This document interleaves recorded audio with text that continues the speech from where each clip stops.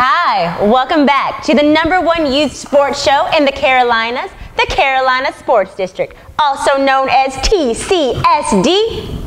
Let's go.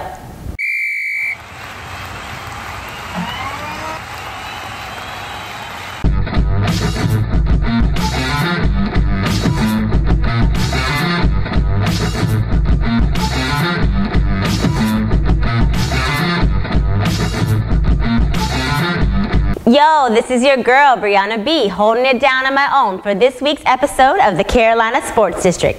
Just as the DNC came to a close, the Little League football teams in the area got off to a great start, bringing a little thunder, a little lightning, and some big surprises on their first weekend. Rainstorm caused a few canceled games, but that couldn't stop everyone, including the little guys who started the day at Charlotte Christian.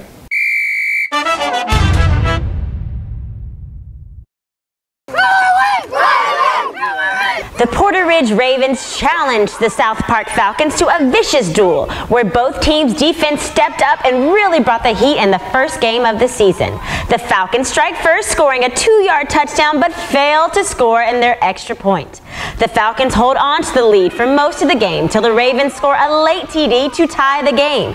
If the Ravens convert that extra point, they take the lead, and they do it. Ravens win in a nail-biter, beating the Falcons 6-7.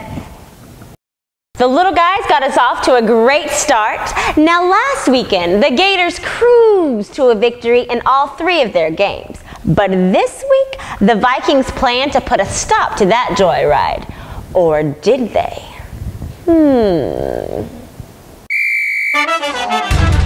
We take you to North Meck High School, where the Vikings and Gators square off. The prep age division was the first to step on the field. Vikings defense wanted to send a message to the Gators. No cakewalk today as they gang tackle. But the Gators later said, "We like our cake and our icing too," as number 28 rushed for a 22-yard touchdown. Vikings answered back with a mighty kick return by number 1 for 73 yards. Man, what a kick. But the Gators proved to be a little too much for the Vikings in this diving play, which later led to another Gator TD. Gators win. Pedal to the metal all the way. JV plays next. Vikings looking to redeem the prep game while the Gators are hoping to maintain their winning stretch. Vikers hold Gators open series march down the field. In the first play for the Vikings, number 6 goes 90 yards. Untouched for a touchdown. This guy's got speed. If he had spots, you'd think he was a cheetah. Gators are looking to make a comeback, but number 25 fumbles the ball. The Vikings eventually end the Gators' winning streak as number 6 takes the ball again, running for 45 yards. Number 9 covers the rest of the ground and scores a TD for the Vikings, bringing them to a 13-0 win over the Gators. Varsity is the last to play in this series, each team hoping to break the tie. Gators start off looking good as number 13 makes a sack. Look at him, he is definitely hype. Love the spirit, man. Gators give an overdose of the run attack as number 34 gives a nice spin move. Vikings plan a tip drill that ends up working in the Gators' favor as they recover the onside. A spark of life for the Vikings when number 7 gets an interception. Vikings capitalize off of that with number 20 rushing for 27 yards but still coming up short. Gators take the victory back 28-0, sealing the series with a 2-1 win.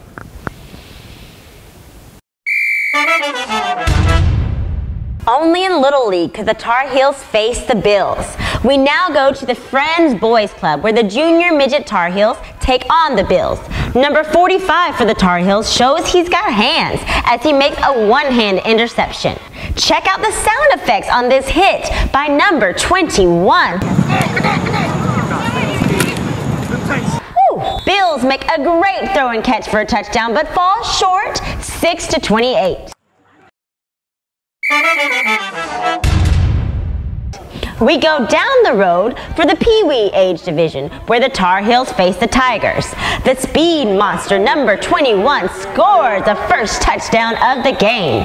Tar Heels continue the punishment with a nice hard lead block. Tigers answer with a solid kick return, but not solid enough as the Tar Heels continue their undefeated streak, still not allowing a team to score. Cadets are the final age division for the Tar Heels and Tigers. Tigers number 12 recovers a fumble and takes it to the house for a TD. A great 47 halfback pass, but there's a penalty on the play. Now number 53 for the Tigers rushes for an 18-yard touchdown, taking it all the way home. Number 30 for the Heels shows signs of hope with a 55-yard touchdown, but number 12 answers back with a 75-yard touchdown. Tigers win it all, 21-14. Man, what an impressive weekend that was. We saw so much out there on the field. It was fantastic. Those Tigers that we saw last weekend, are those the same Tigers from the game of the year last year? I think so. Definitely keeping our eye on them. The Varsity Gators have even shown improvement from the first time we saw them on the field a few weeks back.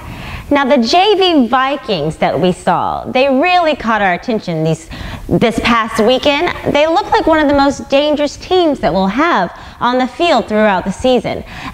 They beat the Gator JV, who is a very strong team. So you know the Vikings must have a solid backing behind them. And we can't forget those Pee Wee Tar Heels, who refuse to let any of their opponents score a single touchdown. Let's see how long into the season that's gonna last. The tip of the week is to stay hydrated, but make sure you're getting the right kinds of fluids. Steer clear of sugary sodas and juices.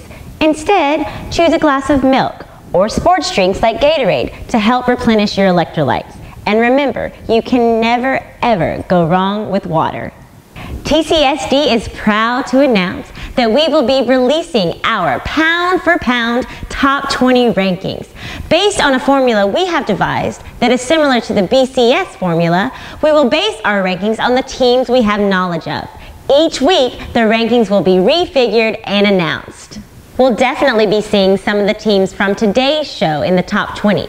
The real question is, who will be number 1? You can keep up with everything TCSD is doing by following us on Facebook and Twitter and continuing to watch our weekly episodes here on YouTube. Before we go, we'd like to send a shout out to Newbury and Burt of the Providence Volunteers. Thanks for contacting us on Facebook and showing us support. We'll try to get out to one of your games as soon as we can. Thanks for watching, and we'll see you next week right here on the Carolina Sports District. And there you have it.